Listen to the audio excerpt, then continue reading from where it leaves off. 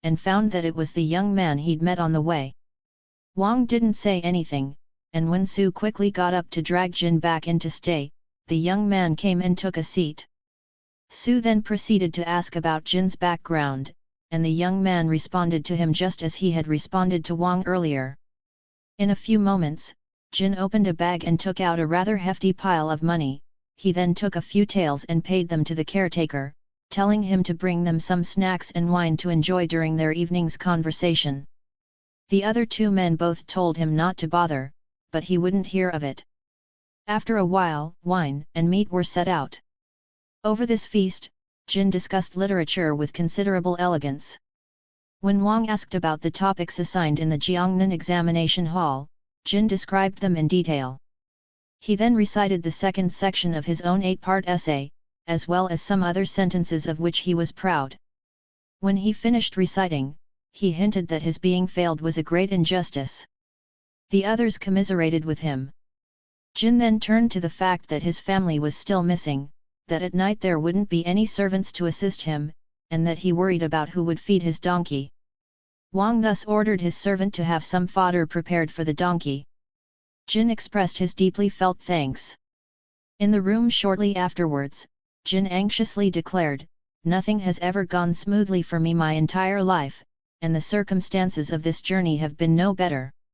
Last night there was a vile man staying at our inn, playing dice and shouting, his noise putting everyone in a bad mood, since no one could get to sleep."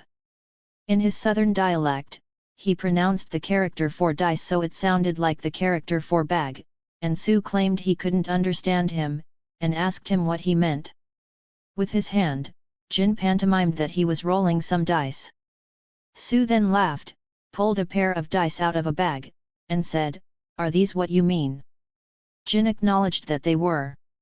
Taking the dice, Su had the others throw to see how many cups of wine each of them should drink, and then they proceeded to drink together merrily. As they neared the end of their drinking, Su proposed that they toss the dice to determine who would treat the others to dinner. Wang declined, claiming he didn't understand the rules of gambling. Su accordingly asked Jin to gamble with him. Then he covertly told Wang, "Be careful with your words. This young gentleman is quite well-to-do, and young in years as well, so he may not have developed much of a knack for gambling. I'll win a little bit from him, then offer him a feast, and I'll invite you to come, too." Then they went into the next room. Before long, they began gambling very noisily, while Wang stealthily watched, noticing that the Kixi official, Zhang, was standing between Jin and Su. Extremely suspicious, Wang spread out a quilt and lay down upon the bed. Then in a little while, the group tried to draw Wang into gambling with them. Wang firmly declined, saying he didn't understand gambling. Though Su expressed his willingness to tally the dice rolls for him so he'd win, Wang still wouldn't agree to play.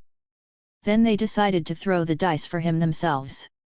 Soon they approached Wang's bed and told him, "You'd have won some money." In response, Wang just fell asleep. Suddenly, several men pushed the door open and entered, babbling in an unfamiliar dialect. Their chief said his surname was Tong, and that their task was to patrol the community and arrest any gamblers. At that time, gambling was very strictly forbidden, so each of the men was quite terrified. Tong threatened Wang in a loud voice, and Wang defiantly responded by stating the titles held by his family. This dispelled Tong's anger, for he said that he, too, came from Wang's hometown, and laughingly invited Wang to resume gambling. The group consequently returned to their gambling, with Tong joining in. Wang told Su, "Win or lose, I won't have anything to do with it. I only want to sleep, so don't bother me with your activities." Su ignored him, and they resumed playing as before. When they finished their gaming, each of them tallied up their counters, and they concluded that Wang owed them a lot of money.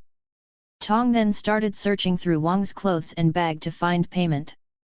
Wang angrily got up and started fighting with them. Jin grabbed Wang's arm, and whispered to him, "They're all bandits, and their actions are unpredictable. But we're united by our literary tastes, so we have to look out for each other." Just now,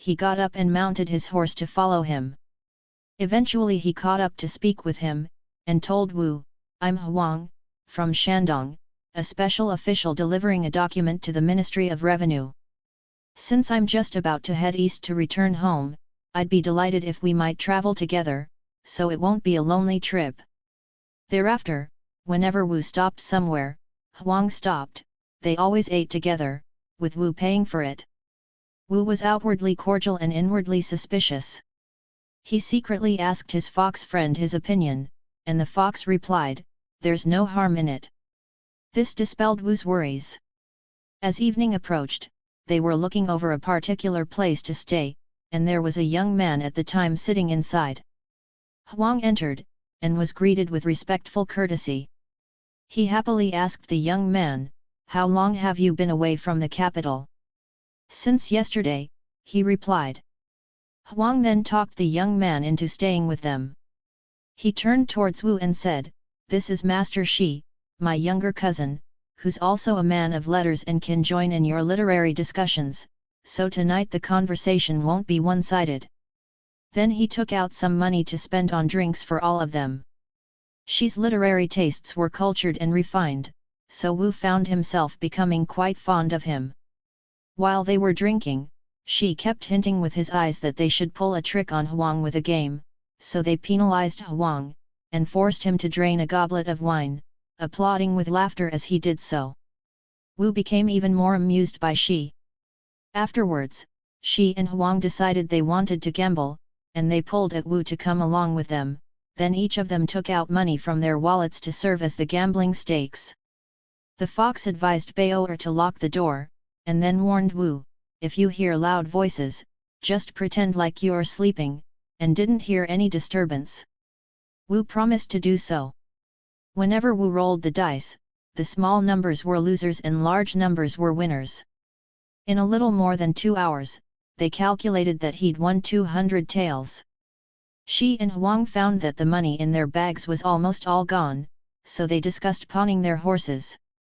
Suddenly they heard the sound of a very stern knocking at the door, so Wu anxiously stood up, flung the dice into the fire, covered himself with a quilt, and pretended to be asleep.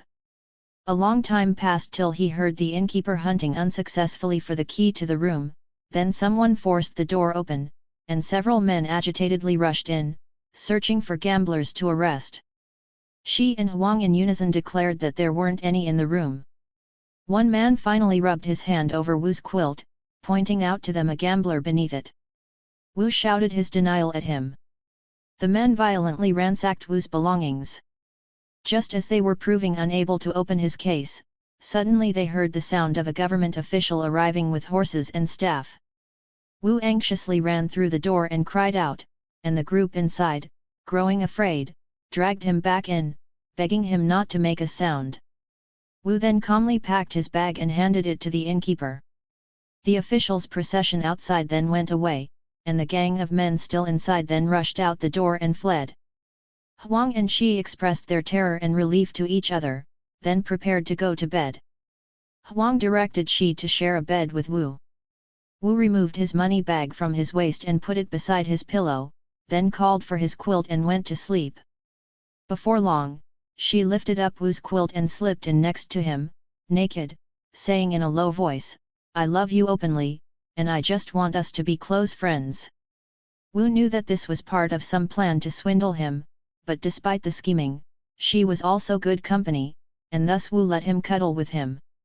Shi spared no effort in ardently arousing Wu, but, unexpectedly, Wu turned out to be a robust man, and it was hard for him to enter Shi, who was moaning in pain. In a low voice, Shi begged him to stop, however, Wu just wanted to be satisfied and done with it. He checked Shi with both hands, and found that Shi had bled quite a bit. Then he released him to go back to his place on the bed. The next morning, Shi was so exhausted that he couldn't rise. When they helped him up, he said he'd experienced a sudden attack of illness, then begged Wu and Huang to go on ahead without him. Just before parting, Wu offered him some money to cover his expenses for medicine. En route, while speaking with his fox friend, Wu realized that the procession that had shown up during the night was entirely the fox's doing. On the way, Huang fawned upon Wu even more. At dusk, they again shared lodging at an inn together, in a small, very narrow room, that contained only one bed, but it was quite warm and clean, though Wu thought it was narrow for him. Huang told Wu, "This is rather narrow for 2 people to lay on it, but it would be spacious for you alone, so why don't you take it for yourself?" When they finished eating, Huang left straight away. Wu was quite happy to lodge alone, so he could have time together with his fox friend. He sat around for a good long while, but the fox didn't appear. Suddenly, through the room's window he heard the sound of fingers rapping. Wu pulled open the door to see what was going on, and a flashily dressed young woman rushed in, bolted the door, and turned towards Wu with a broad smile, beautiful as a fairy. Wu happily began asking her questions, and learned that she was the innkeeper's daughter-in-law. Then they began making love, mutually passionate. The girl suddenly burst into tears and started crying. Startled, Wu asked her what was wrong, and she replied, "I can't bear to hide the fact that the innkeeper sent me here to seduce you. In the past, as soon as I entered a room, they'd break in, so why haven't they shown up after all this time tonight?" With a choked sob, she continued, "I'm the daughter of a respectable family, and I'm doing this against my will. Now that I've already fallen in love with you, I'm begging you to take me away from here." Wu heard this and was frightened by what she'd said, but he didn't know what to do, so he asked her to leave quickly.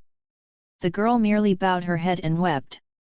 Suddenly he heard Huang and the innkeeper noisily beating at the door. Then he heard Huang say, "I've treated you with respect the whole way, and thought you were a moral man, so why have you seduced my brother's wife?" Wu was shocked, and pressed the girl to leave immediately. The sound of someone outside pounding on his door continued. Sweating copiously, Wu tried to hurry her up, but the girl just lay on the floor, crying. Then they heard someone advise the innkeeper to stop. The innkeeper wouldn't listen, and continued beating even more urgently. The advising voice responded, "Excuse me, sir, but why are you acting this way? It's as though you want to kill someone, and now that we're here, we won't let you get away with such ruffian behavior. If one of the 2 people in a room runs away, how can you hold the person left behind as the guilty one? If you bring this matter to court, you'll be humiliating yourself by revealing the ugly matter in public. Moreover, it's obvious that you're trying to deceive your guests, so how can you be sure that the young lady won't expose your crime?" The innkeeper was so stunned, he couldn't argue with the advice. When Wu heard this, he privately felt gratitude and admiration for the man who was speaking, though he didn't know who he was. Earlier, just as the establishment's doors were about to close, the Zhihokai and Gitu arrived outside. They brought in some fragrant wine and began pouring it for everyone inside the inn, warmly urging Huang and the innkeeper to drink. When the 2 men declined and wanted to get up, the Zhihokai pulled at their robes, taking pains to ensure they didn't leave. Later, the 2 took advantage of his carelessness to slip away, grab a stick, and hurry to Wu's room. When the Zhihokai heard their noise, he intervened to mediate. Wu hid near a window and peered out, saw that the advisor was his fox friend, and privately felt relieved. Then Wu watched the innkeeper act like he still wanted to come after him, till the fox loudly intimidated the man. Wu asked the girl, "Don't you have anything to say?" "I'm really not like these people," she replied, weeping. "They forced me to be part of their sordid business." When the innkeeper heard this, his face turned pale as burnt ashes. Cursing him, the Zhihokai declared, "You swindlers are beasts, and your scheme's been exposed. Your guests are all outraged." Huang and the innkeeper both tried to put aside the knife and stick they were holding, kneeling for a long time as they begged for mercy. Wu opened the door, came out, and suddenly began berating them furiously. The Zhihokai advised Wu to stop, and the 2 sides were reconciled. The girl started to cry again, saying she'd rather die than go back to doing this.